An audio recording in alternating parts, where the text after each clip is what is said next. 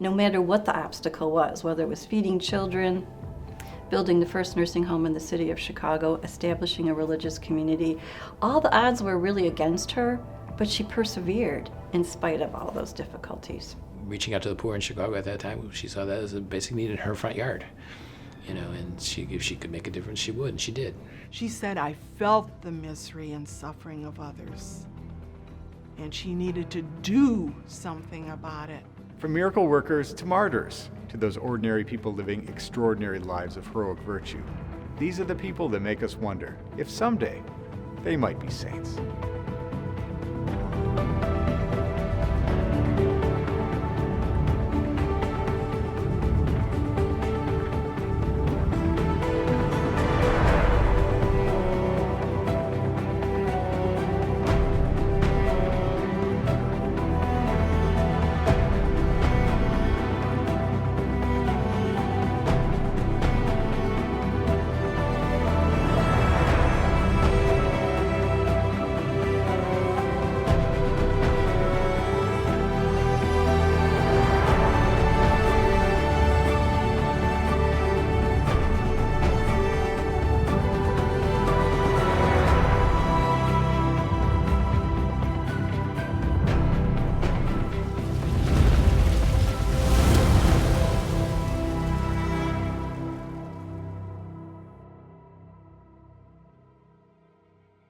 Josephine Dudzik was born the third of 6 children to John and Agnes Dudzik on August 30th, 1860, in Płocic, Poland, a village so small that it didn't even have a Catholic church. Even as a child, she loved going to church and couldn't stand to hear about somebody suffering without her responding. She would be moved to help beggars that she encountered, but her parents made her promise for her safety and well-being of the family that she would not give them any money. But she found a way to sneak coins to the poor. She babysat children so mothers could more easily go to Mass, shared her lunch at school, and took the spare loaf of bread to the sick neighbor. When she would later earn her own income as a seamstress, she would buy medicines for the sick too. About a decade after the Great Chicago Fire, the Dudziks immigrated to the United States in 1881. 12 years later, Chicago still teemed with the same hope and poverty as when they arrived. Some people saw their dreams of American prosperity realized, while others found just more work that left them tired, poor, and dirty. Her customers were the women on the Gold Coast of Chicago. And so Josephine, at the time as she was known, she would create these beautiful dresses. While her siblings left for convents or to start their own families, she provided for herself and her elderly parents in comfortable independence as a seamstress. She would encounter people on the street out in front of her home and down the street and on her way there that were cold, that were poor, that were hungry. Chicago at the time, the population had just exploded. And as she would walk by people, there was something that stirred in her heart that said, I cannot walk by and not help them. And so eventually she began to take food from her own table out to the people that she encountered. Eventually, in the cold Chicago winter, she would bring them into her home. Father Vincent Barzinski, who was a member of the Congregation of the Resurrection, and she wanted to help the people who were older, who were poor, and who were suffering because of the economic poor times in the Chicagoland area, especially with the Poles.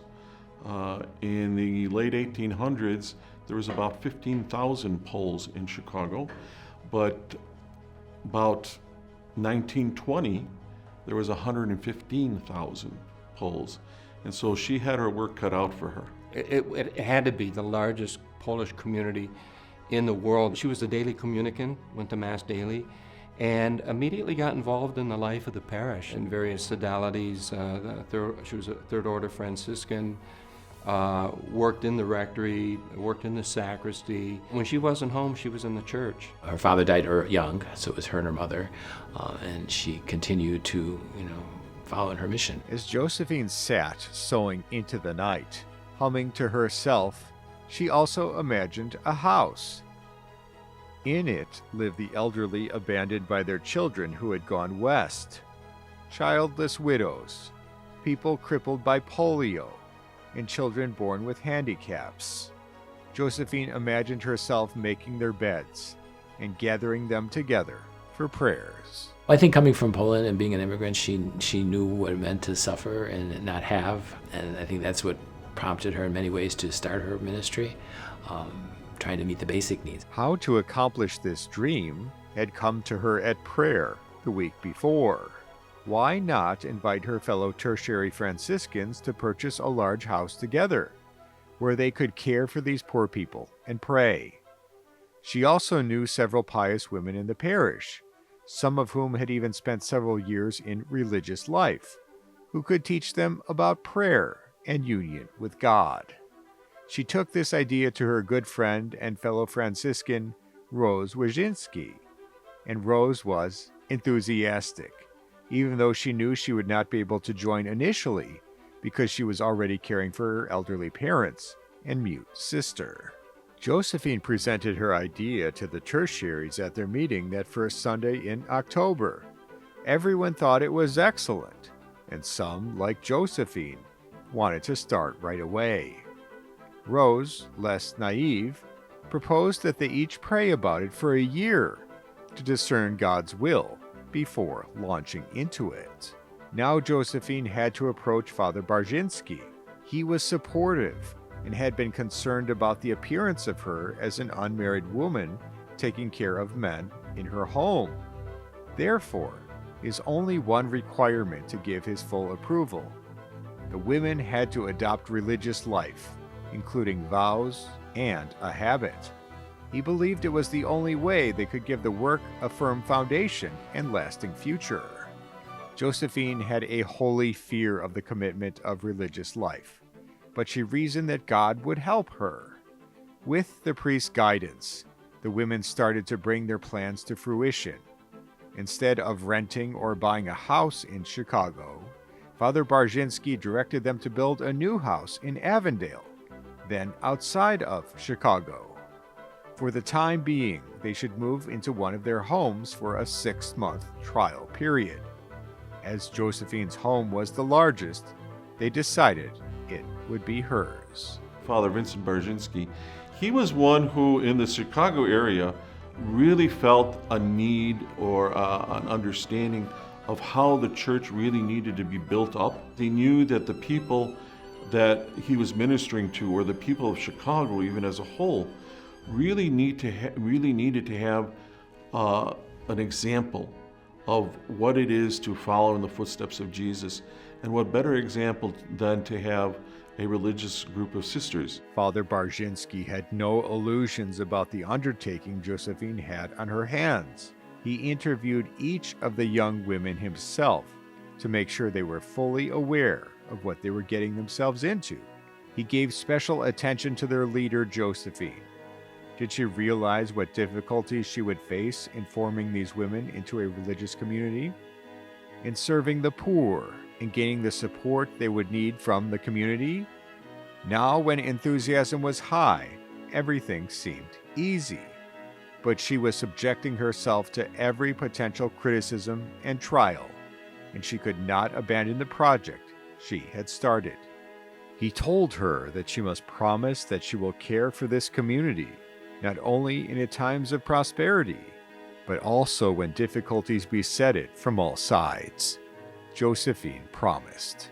On the Solemnity of the Immaculate Conception on December 8, 1894, Father Brzezinski blessed the assembled group and declared it their formal foundation day. I think she probably approached it with mixed emotions. I'm sure the high point was that she was dedicating her life to the Lord, and it was formalized and recognized by the church, and hopefully a grace-filled moment for her.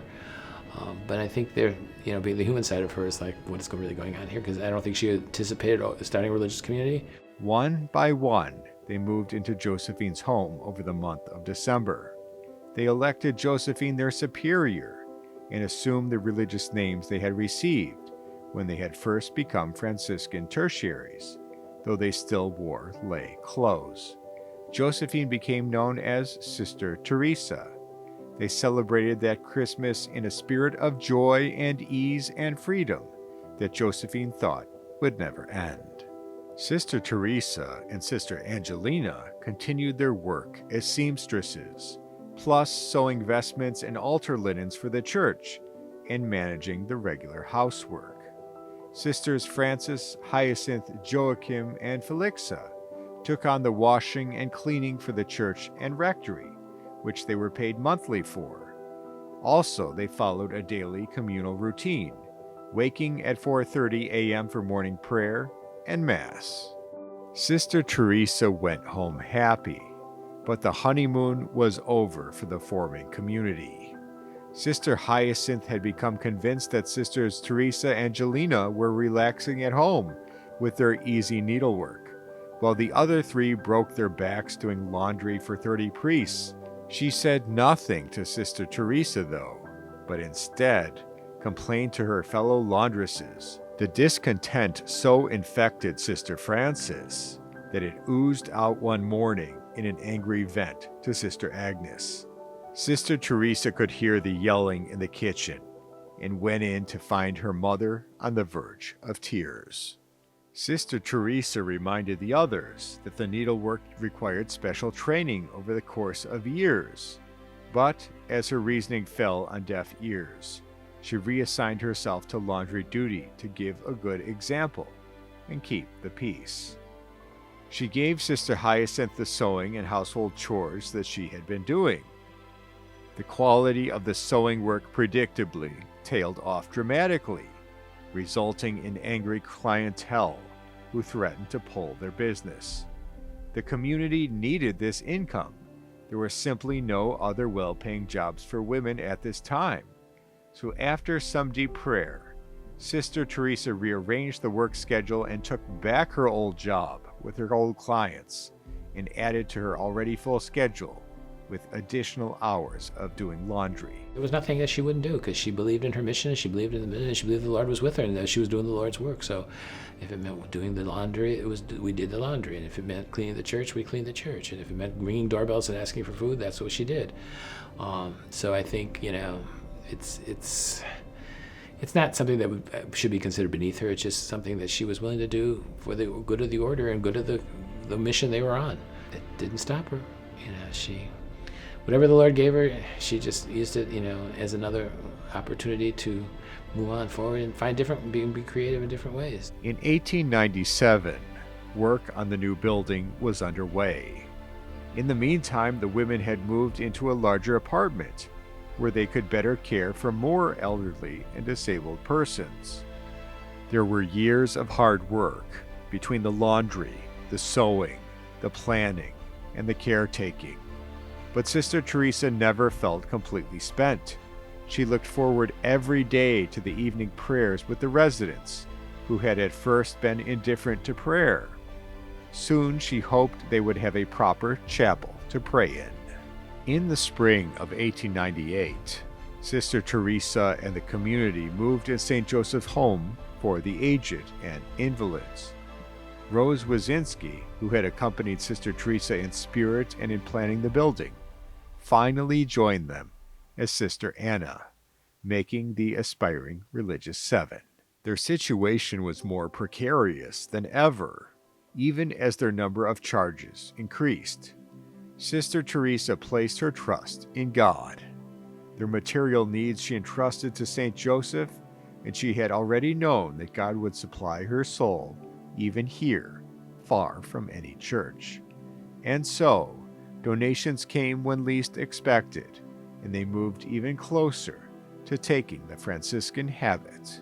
In the years that followed, the Franciscan Sisters of Blessed Cunegunda, later renamed the Franciscan Sisters of Chicago, stabilized and grew, and Mother Mary Teresa's virtues and charismatic inspiration that founded the community would receive their due recognition. In 1900, she was made novice mistress and re-elected superior in 1909. Many, many, many years ago, Mother Mary Teresa founded a religious congregation of women. And the group that she started with had many transitions, many challenges. The spirit of Mother Mary Teresa followed and all the women that followed her, and in what is now known of as the Franciscan Sisters of Chicago. Her sisters remembered that she was always first in two things: arriving at the chapel for prayer and taking on the hardest work. She was diagnosed with cancer in 1915, and through her illness kept busy and followed the community schedule. Father Andrew Spetz, who had become the community spiritual director after the death of Father Barzynski, ordered Sister Theresa to write a memoir of the founding and first years of the community. This became the Chronicle. For a number of good months, where she suffered, where she needed to be in bed all the time, where sisters would come to take care of her during the long days and long nights.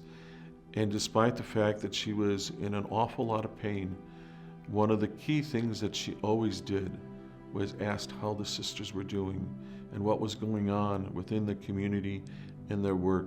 Mother Theresa Dudzik died of cancer at the age of 58 on September 20th, 1918. I think the local attitude towards Mother Teresa in her life and after her death was that if they didn't have the language of faith, a lot of the people, they would have said, this woman has something. She's doing something extraordinary that we don't have the powers to do.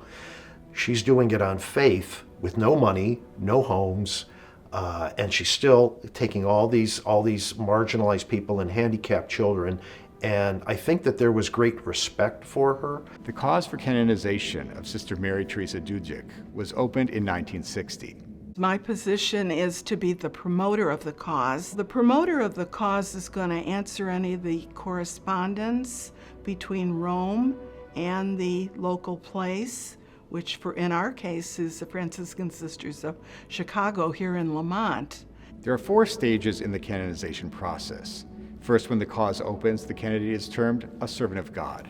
Next, when their life of heroic virtue has been established, they are named venerable.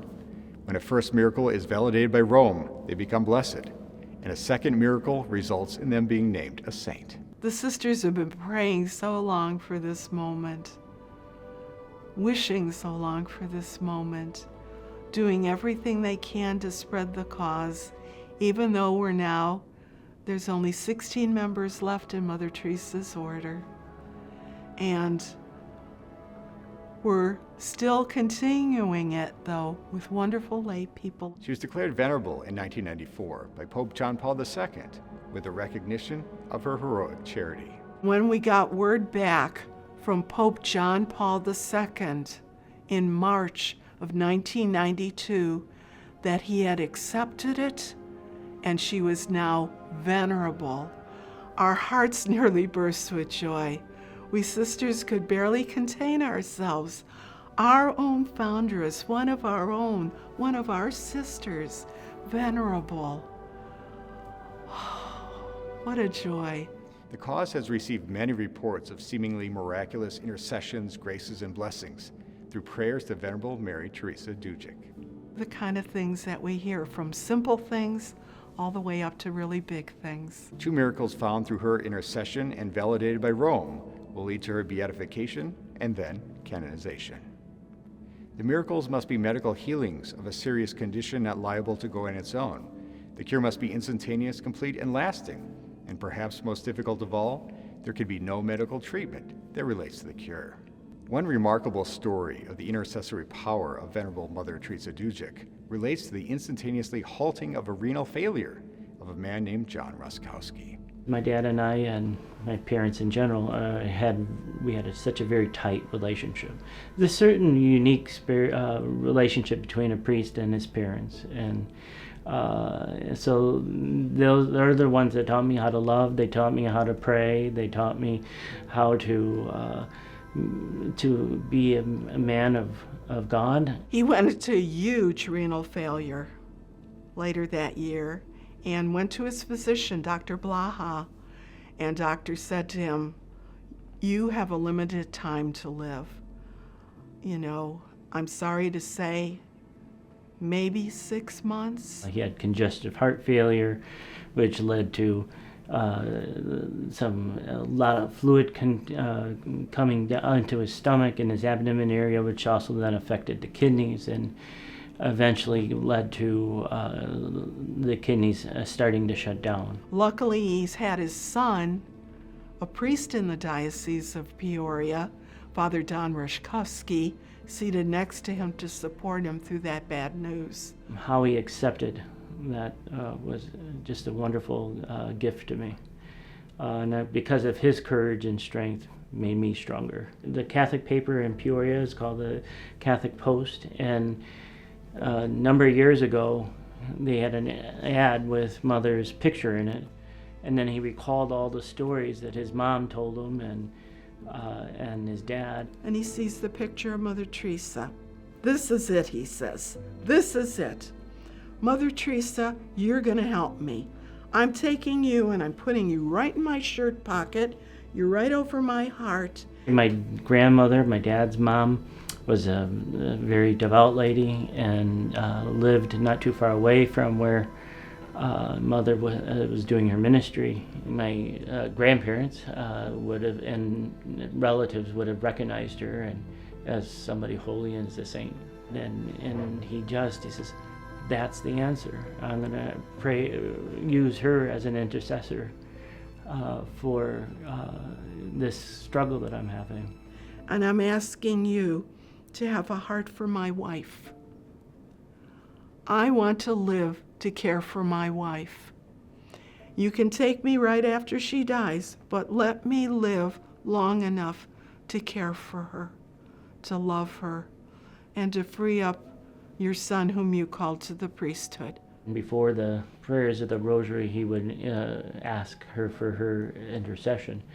And Dad was very focused on the fact that she would answer his prayers. He always was desperately wanting to know if his prayers were being heard. A couple weeks later, he has another visit with Dr. Blaha.